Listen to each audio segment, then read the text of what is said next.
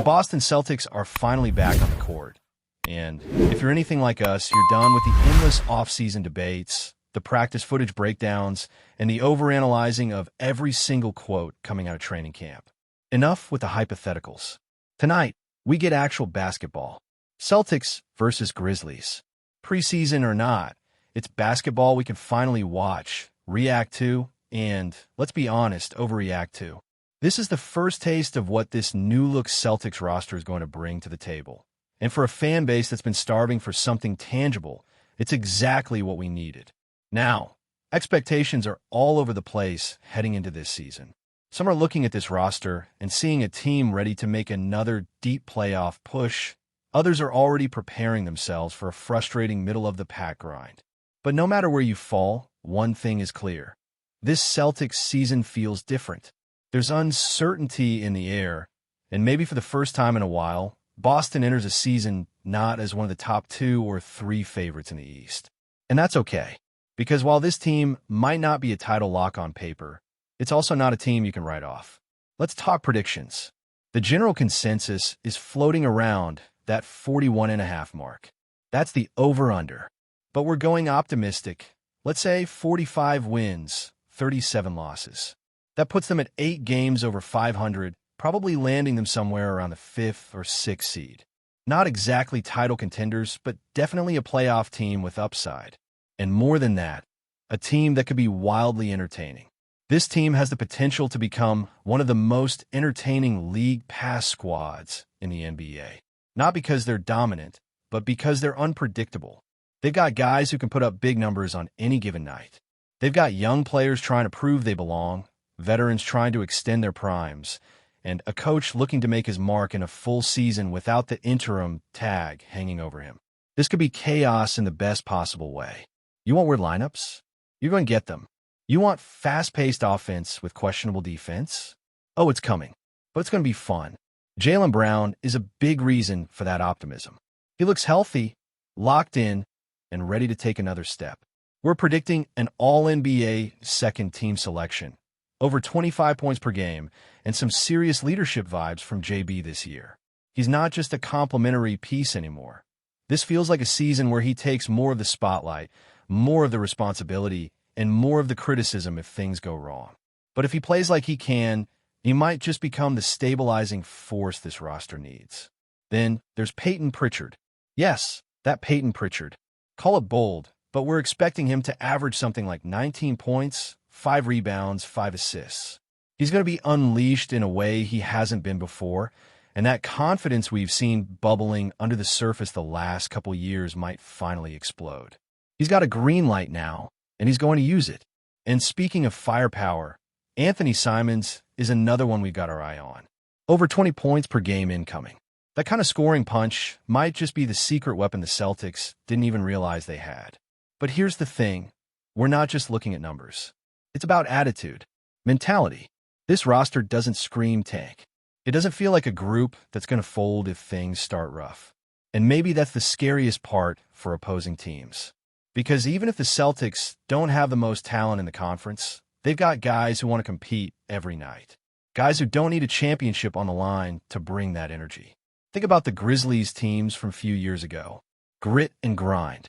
Chip on their shoulder. This Celtics team might not play the same bruising style, but the spirit? It might be the same. And let's not ignore the younger pieces here. Jordan Walsh, Baylor Shireman.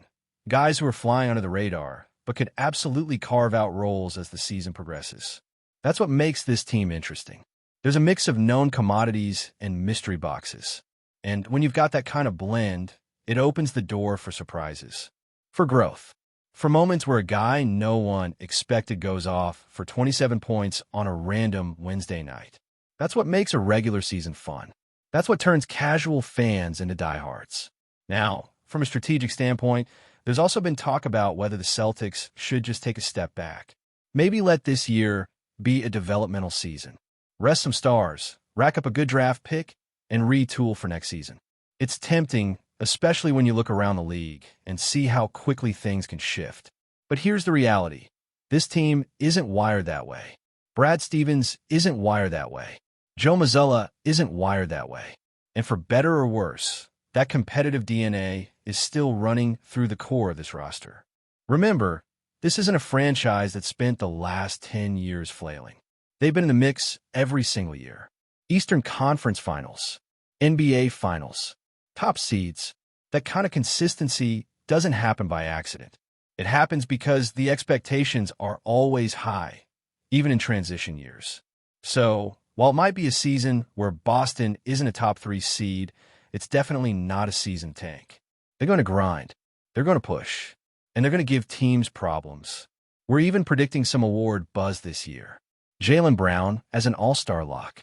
Missoula might get some love in the Coach of the Year conversation, especially if Boston overperforms expectations.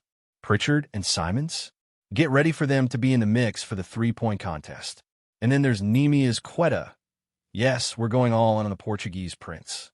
Double-double, averages incoming. Book it. That's our wild card. He's got the tools, the opportunity, and the motor to make a real impact. And if he delivers, this front court rotation gets a whole lot more interesting. So, where does that leave us? Somewhere in that space between overachieving and chaos. And honestly, that's not a bad place to be. For the first time in a while, this Celtics team is a question mark, and that's exciting, because we're going to learn something about every single guy on this roster. We're going to see who steps up when things get tough, who embraces the challenge, and who fades into the background. That's the kind of season that builds character, that sets the tone for what comes next. And just as the spotlight starts to heat up on the Celtics, there's another layer to this season that might go under the radar, but could mean everything in the long run. Leadership. Not just from the coaching staff, but from the players who've been through the wars. Jaylen Brown is clearly stepping into a bigger leadership role, but there's also a quiet sense of accountability spreading through the roster. Guys like Derek White, who doesn't always make headlines, but plays with a level of consistency and maturity that sets the tone. Even someone like Sam Hauser, who's never going to be the loudest voice in the locker room, is starting to show that professional mindset that rubs off on the younger guys. This matters. In a year where the margin for error might be razor thin, the identity of this team will be built as much on culture as it is on talent. The Celtics are not operating in a vacuum either. The Eastern Conference landscape is wild right now. There's a weird uncertainty surrounding some of the big names. Milwaukee has the Giannis situation lingering like a cloud. Philadelphia is still figuring out how to keep Embiid healthy while dealing with whatever drama James Harden brings this time around. And Miami, despite their deep playoff runs, feels like they might finally be running out of gas. This opens a door, a big one, not for Boston to dominate, but to sneak in and make a lot more noise than people expect. That's why predicting them as a 6th seed feels both cautious and ambitious.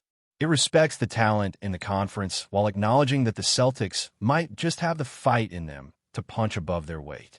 And speaking of surprises, let's talk about Jason Tatum. Off the court. The announcement that he's taking on the role of chief basketball officer at Duke is more than just a PR headline.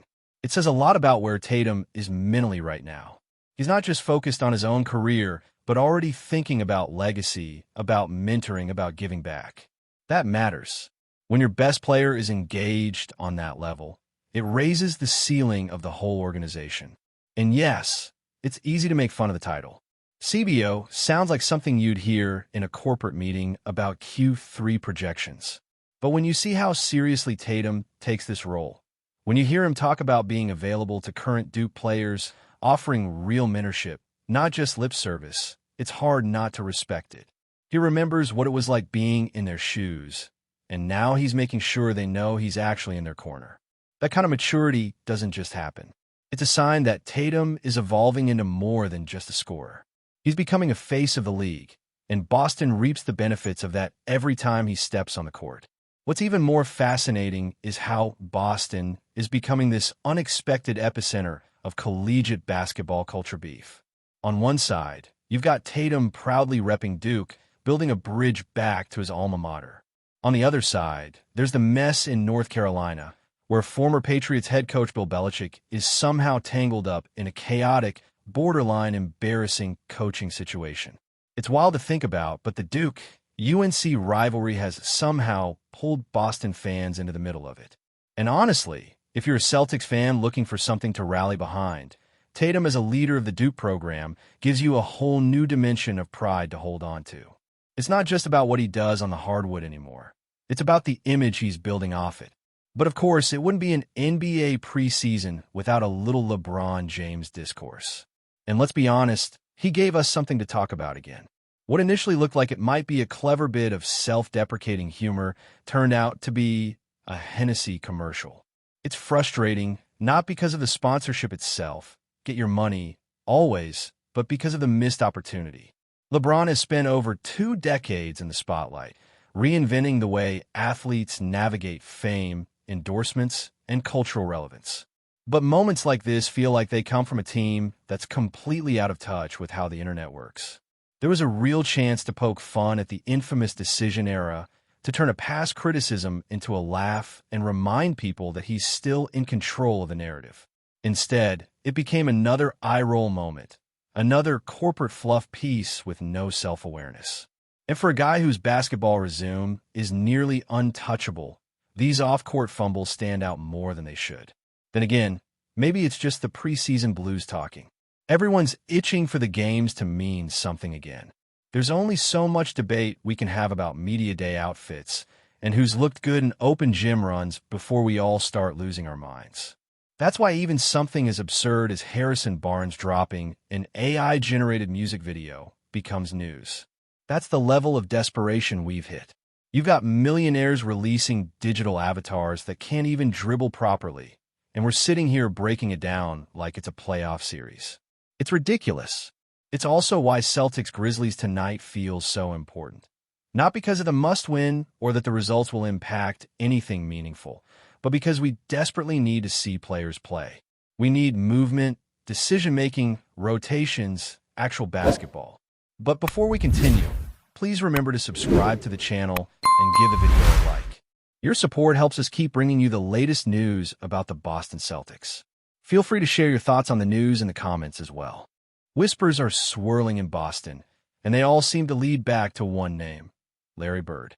The former Celtics legend, whose shadow still looms large over the Garden, is reportedly sending subtle messages to his old team, sparking speculation among fans and analysts alike. While Bird has long been known for his stoic demeanor and sharp basketball mind, sources suggest he might be hinting at more than just nostalgia.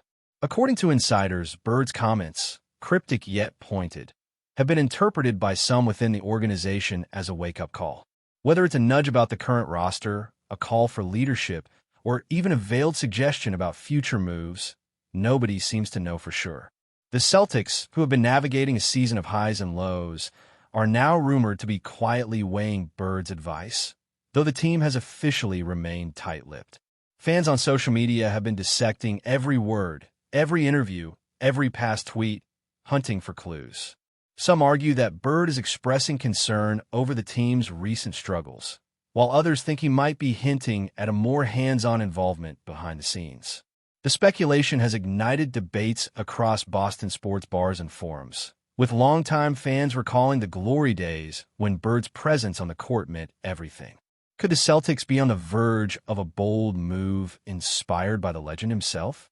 Or is this just another wave of nostalgia washing over the Garden?